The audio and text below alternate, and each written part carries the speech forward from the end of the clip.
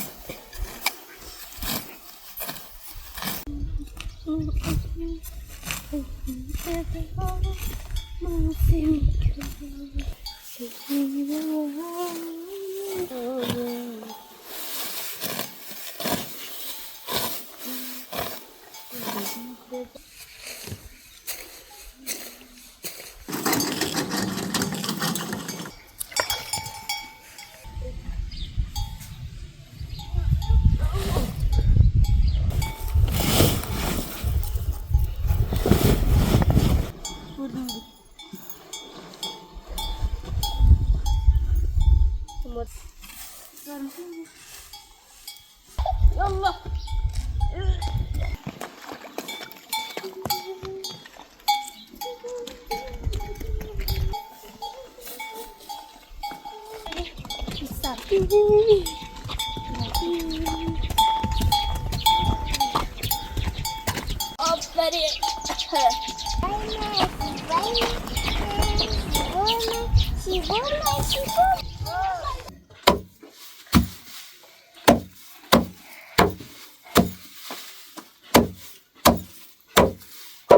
نه بخونم بود.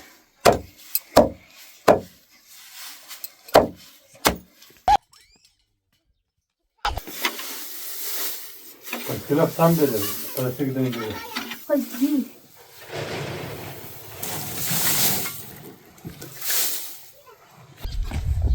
Ой, да десять. Эй, давай.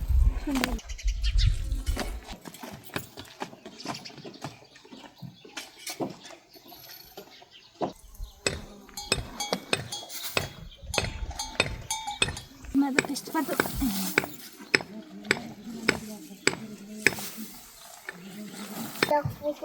Она фухой.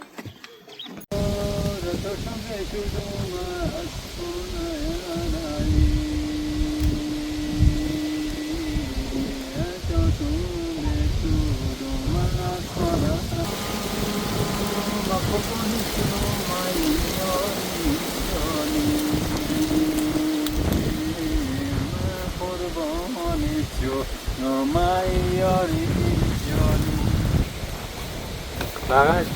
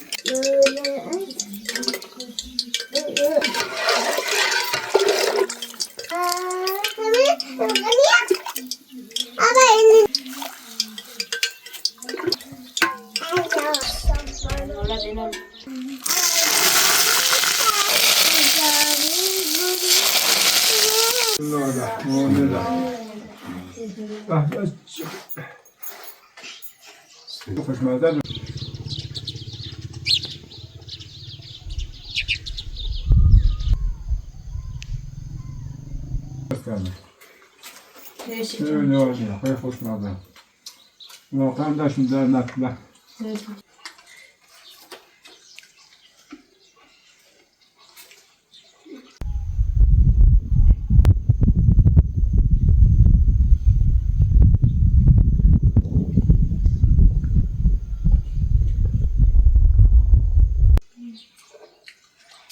این درست فرهنگ قدمی خوب دیگه